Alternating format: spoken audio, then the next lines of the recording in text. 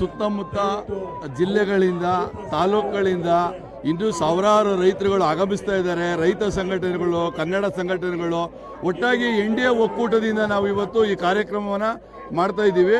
ಮತ್ತು ಇವತ್ತೇನು ರೈತರು ಸುಮಾರು 518 ದಿನಗಳಿಂದ ಸತತವಾಗಿ ಮಳೆ ಬಿಸಿಲು ಯಾವುದು ಲೆಕ್ಕಿಸ್ತೇನೆ ಹೋರಾಟ ಮಾಡ್ತಾ ಇದ್ದಾರೆ.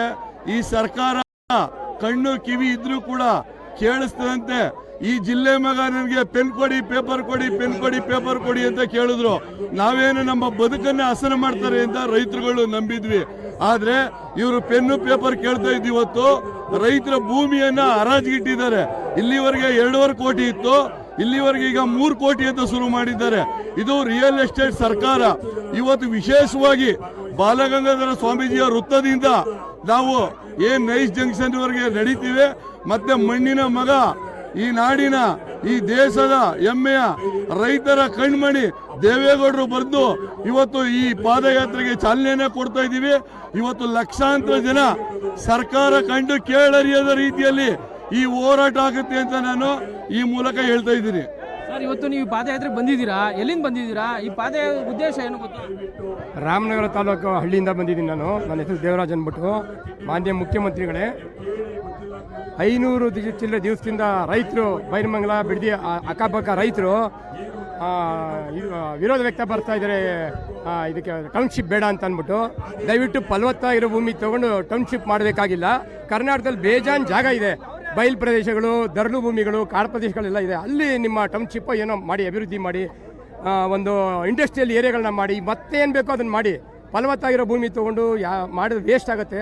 ಸ್ವಲ್ಪ ಯೋಚನೆ ಮಾಡಿ. ನೀವು ರೈತರ ಕುಟುಂಬದಿಂದ ಬಂದಿರೋರೆ, ಇವತ್ತೊಂದು ಲೆವೆಲಲ್ಲಿದ್ದೀನಿ ಅಂತ ರೈತರ ಕಷ್ಟ ಸುಖಗಳನ್ನೆಲ್ಲ ಧೂಳಿಪಟ ಮಾಡ್ತಾ ಇದ್ದೀರಾ. ದಯವಿಟ್ಟು ಸಣ್ಣ ಪಣ್ಣ ಒಂದು ಅರ್ಧ ಎಕರೆ 10 ಗುಂಟೆ 20 ಗುಂಟೆ ಇಟ್ಕೊಂಡ್ರವರು ಏನೋ ಹೈನುಗಾರಿಕೆ, ಸಣ್ಣ ಪಣ್ಣ ಕೋಳಿ ಸಾಗಾಣಿಕೆ, ಕುರಿ ಸಾಗಾಣಿಕೆ ಮಾಡ್ಕೊಂಡು ಜೀವನ ಸಂತೋಷ ಮಾಡ್ತಿದ್ದಾರೆ. ನೀವು 3 ಲಕ್ಷನೋ 4 ಲಕ್ಷನೋ ಎಕರೆ ಕೊಟ್ಬಿಟ್ಟು 4 ಜನ ಮಕ್ಳಿಗೆ 1 ಕೋಟಿ ತೊಗೊಳ್ತಾರೆ. 1 ಎಕರೆ 3 ಕೋಟಿನೋ 4 ಕೋಟಿನೋ ಫಿಕ್ಸ್ ಮಾಡಿದ್ದೀರಾ. 4 ಜನ ಮಕ್ಳಿಗೆ 1 ಕೋಟಿ ತೊಗೊಂಡು ಒಂದು ಅರ್ಧ ಸೈಟ್ ತೊಗೊಂಡು ಒಂದು ಮನೆ ಕಟ್ಕೊಳ್ತಾರೆ, ಫಿನಿಶ್ ಆಗ್ಬಿಡ್ತದೆ. ಅವ್ರ ಲೈಫಲ್ಲಿ ಕ್ಲೋಸ್ ಆಗುತ್ತೆ. ಇನ್ಯಾರೋ ಬೇರೆಯವ್ರ ಮನೆ ಮಗಳು, ದುಡ್ಡಿರೋರ ಮನೆ ಮಗಳು, ನಿಮ್ಮಂಥವ್ರ ಮನೆ ಮಗಳು ಕೂಲಿ ಮಾಡಿಕೊಂಡು ಕಸ ಬೆಳ್ಕೊಂಡು ಬದುಕಬೇಕಾಗತ್ತೆ.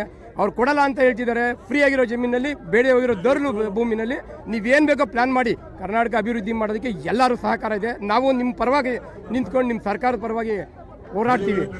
ಎಲ್ಲಿ ಅನ್ಯಾಯವಾಗಿ ವೇಸ್ಟ್ ಆಗಿ ಭೂಮಿ ಇದೆ, ದರಳು ಭೂಮಿ ಇದೆ, ವ್ಯವಸಾಯಕ್ಕೆ ಯೋಗ್ಯ ಇಲ್ಲದೆ ಭೂಮಿ ಇದೆ, ಬೆಂಗಳೂರಿಂದ ಒಂದು 50-100 ಕಿಲೋಮೀಟರ್ ದೂರನೇ ಹೋಗಿ ಪರವಾಗಿಲ್ಲ, ಬೆಂಗಳೂರು ಪಕ್ಕನೇ ಎಡಗೈಲೇ ಮಾಡಬೇಕು ಅಂತೇನಿಲ್ಲ. ಇದನ್ನು ಅಭಿವೃದ್ಧಿ ಅಂತ ಯಾರು ಅನ್ನಲ್ಲ, ತಮ್ಮ ಸ್ವಾರ್ಥಕ್ಕೆ ಮಾಡ್ಕೊಳ್ತಾ ಇರೋದು ಅನ್ಸುತ್ತೆ. ಇಷ್ಟು ಲಕ್ಷಾಂತರ ಜನ ಬೇಡ ಅಂದ್ರೂ ನೀವು ಯಾಕೆ ಹಠ ಹಿಡ್ಕೊಂಡು ಕೂತಿದ್ದೀರಾ? ಇಲ್ಲೇ ಟೌನ್ಶಿಪ್ ಮಾಡಬೇಕು ಅಂತ ನಿಮಗೆ ಏನೋ ಸೈಟ್ಗಳು ಕೊಡಿ ಅಂತ ಕೇಳಿದಾರಲ್ಲ, ಅವ್ರೇನೋ ಯಾರ ಬಿಡದಿ ಪಕ್ಕನೇ ಕೊಡಿ ಅಂತ ಕೇಳಿದಾರ. ದೂರ ಮಾಡಿ, ಒಂದು 100-200 ಕಿಲೋಮೀಟರ್ ದೂರ ಮೆಟ್ರೋ ಹಾಕಿ ದೊಡ್ಡ ದೊಡ್ಡ ರೋಡ್ಗಳನ್ನ ಮಾಡಿ, ಅಲ್ಲೂ ಅಭಿವೃದ್ಧಿ ಆಗುತ್ತೆ. ನಾರ್ತ್ ಕರ್ನಾಟಕದಲ್ಲಿ ಹಂಗೆ ಕೊಳ್ಕೊಂಡು ಬಿದ್ದಿದೆ ಜಮೀನು, ಕೇಳೋರೇ ಇಲ್ಲ ಗತಿ. ಅಲ್ಲೊಂದು ಬೆಳೆ ಕೂಡ ಬೆಳೆಯೋಕ್ಕಲ್ಲ. ಅಲ್ಲೇ ನಾನು ಗಮನಿಸಿ, ಇಲ್ಲೇ ಏನು ಬೇಕಾಗಿಲ್ಲ. ಅಥವಾ ನಿಮ್ಮವು ರಾಜಕೀಯದವ್ರದ್ದು ರಾಜಕೀಯ ಮಾಡಿ ಮಡ್ಕೊಂಡಿರಲ್ಲ 100 ಎಕರೆ ಜಮೀನುಗಳು, ಅವನ್ನ ಏನಾದ್ರು ಬಿಡಿ, ಸಾರ್ವಜನಿಕರಿಗೆ ಹಂಚ್ಬಿಡಿ ಅದನ್ನ. ಆಮೇಲೆ ಇಲ್ಲಿರೋ ಜಾಗ ಕಿತ್ಕೊಳ್ಳಿ, ಪರವಾಗಿಲ್ಲ. ಇಷ್ಟೇ ನಾನು ಹೇಳಕ್ ಇಷ್ಟಪಡ್ತೀನಿ. ನೀವು ಎಲ್ಲಿಂದ ಬಂದಿದ್ದೀರಾ? ಮಂಡ್ಯದಿಂದ ಸರ್. ನಾವು ಹೋರಾಟಕ್ಕೆ ಬಂದಿದ್ದೀವಿ ಸರ್.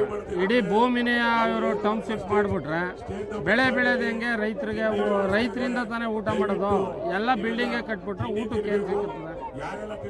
ನಾವು ಕೇಳೋದು ಇಷ್ಟೇ, ರೈತರಿಗೆ ಸ್ವಲ್ಪ ಬೆಳೆ ಬೆಳೆಯೋಕ್ಕೆ ಅವಕಾಶ ಮಾಡಿಕೊಡಿ. ಯಾಕೆಂದರೆ ನಾವು ಬೆಳೆದದ್ದು ನಿಮಗೆ ಅನ್ನ ಹಾಕೋಕ್ಕಿರೋದು, ನಾವು ಒಬ್ಬರೇ ತಿನ್ನೋಕ್ಕಿಲ್ಲ, ಎಲ್ರಿಗೂ ಅನ್ನ ಹಾಕೋಕ್ಕೆ ರೈತರಿರೋದು. ಬೆಳೆ ಬೆಳೆಯೋಕ್ಕೆ ಅವಕಾಶ ಮಾಡಿಕೊಡಿ ಅಷ್ಟೇ. ನೀವೇನೇನು ಬಂದಿದ್ದೀರಾ?